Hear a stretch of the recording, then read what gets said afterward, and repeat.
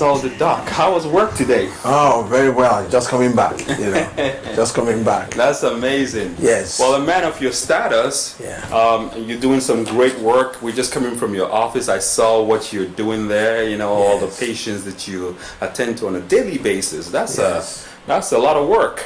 Well, I've been doing this for the last 30 years.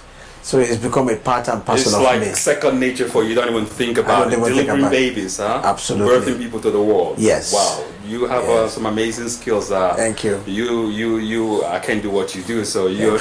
No, but what you do the best, though. Thank you very much. Yes. Thank you very much. So on a more serious note, you want to leave what you're doing here, this wonderful job of birthing babies, giving life, to human beings, to go run for a governor of a state, the state of Imo. Are you nuts? What's going on in your head? Why would you do that? Actually, you're not the first person to ask me that question.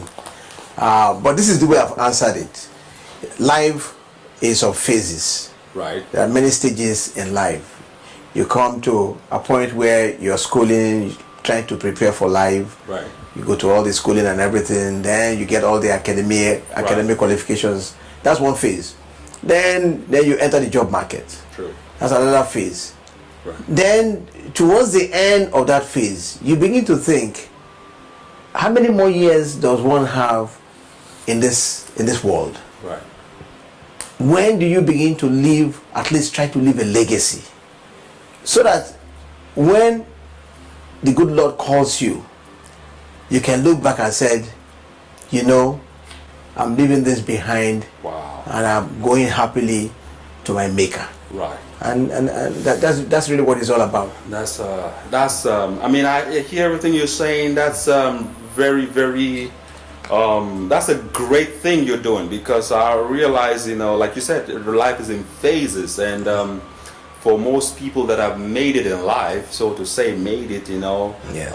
It's all about leaving something behind. I understand people like Warren Buffett giving almost half of his wealth away to Bill Gates Foundation. Exactly. That's leaving a legacy the people will talk about for years and years, for generations to come. Exactly. Wow. So part of what you're doing, you're running for the governor of Imo State, and people say this man doesn't even know the culture, doesn't speak Igbo.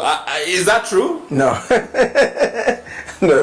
Maybe you want to say a word in Igbo for us to just shame all the they say as a negative people. Well, first of all, let me start by the very popular Igbo saying. Right. Igbo kwenu. Yeah. Igbo kwenu. Hey. Kwezonu. Hey. Is that Igbo or something else? That is Igbo. You have to be from the son of the soil to know that. Absolutely. So no. I know. No, don't listen to people. I speak perfect Igbo. Wow. Of course, I've been in the United States for about well over 40 years. Okay. So you weren't born here? No, I wasn't born here. I wasn't born here. I came to this country actually in 1971. 71? Yes, and that is right after the Nigerian Civil War. Right, that is true. Yes, which I participated in on the Biafran side. Yes, I was one of the Biafran soldiers. Yes. Wow, absolutely. That's amazing. You are a very good man. You're humanitarian, so you didn't just hear about the war and took off. No, not at all. So you're son of Biafra. That's it. That's it. Wow, absolutely. That's amazing. Yes. So, in part of you running as a governor, I understand you chose the PDP as a front to run. Why PDP? The PDP is really the most organized party in Nigeria. Nothing comes close to it. And they've been the ruling party. So if you really want to make an impact, you better be with the people who are making things happen. And that's what PDP is all about in Nigeria. And that's really why I chose PDP. I see. Yes. I see. Mm-hmm. So, and again, some of the pundits and naysayers, they're saying that what kind of training does Kpaduwa have in politics? Why? So, what do you respond to that? To tell you the truth, I don't know if there's really a profession called politics. That's amazing. I never thought of it this way. Okay. But anybody can play politics. Okay. in our own chosen profession, which is the medical profession. Okay. After medical school, we take an oath. It's called the Hippocratic Oath. Okay. That oath simply says that you are, to the best of your ability, will relieve pain and suffering in humanity. That's the oath we took.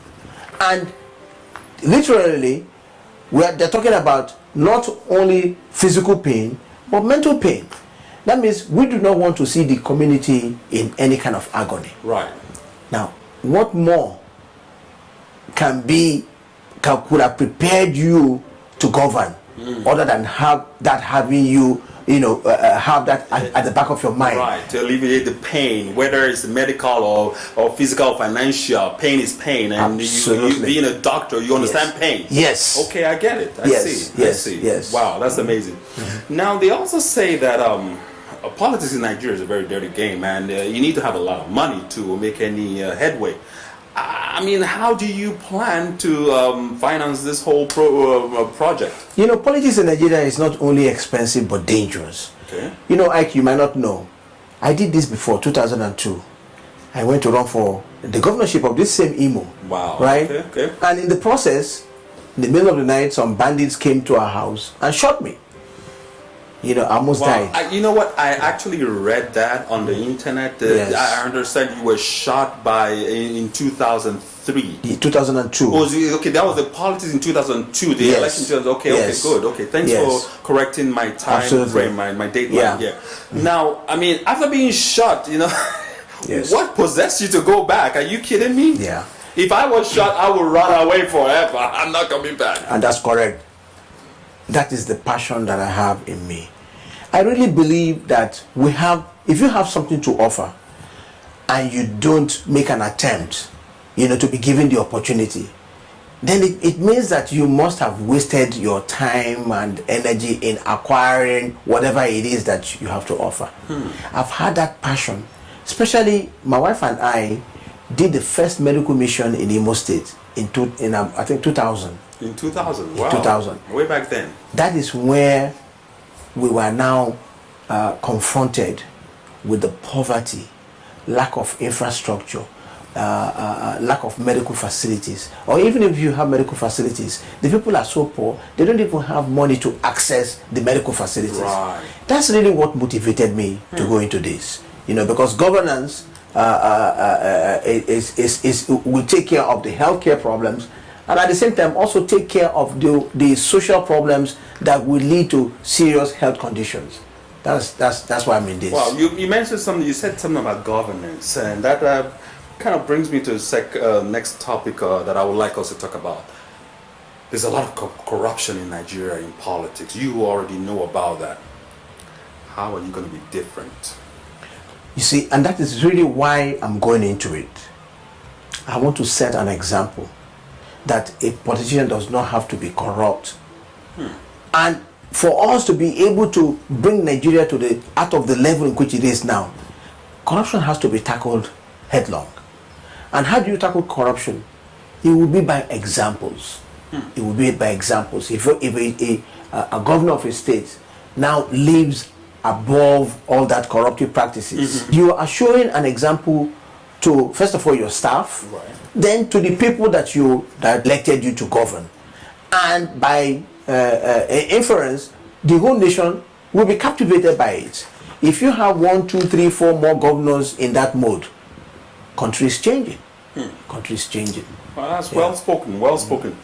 Well, I mean, I wish you the very best here on STeeLE TV, where we try to cover whatever is happening in town. We talk to a lot of celebrities, people that are making very great strides in society, and in both in the diaspora and back home. Now, come 2015, election day, you don't win.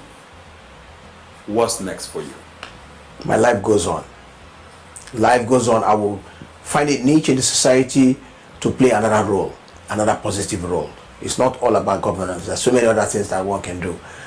Politics to me is not a life or death situation. I'm going to try it.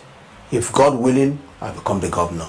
But if it's God's wish that I don't become governor, I'm sure God will show me the light of another way to contribute to society. Wow, that's I mean, you're very.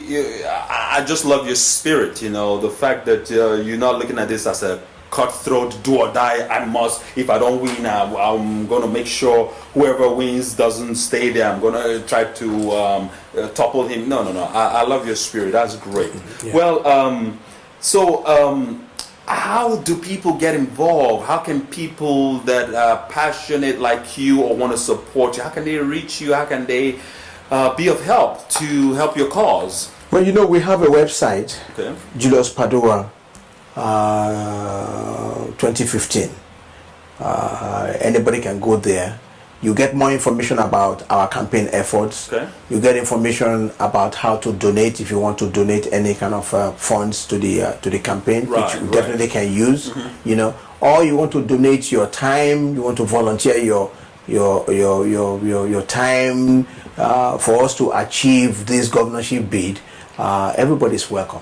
Everybody's welcome.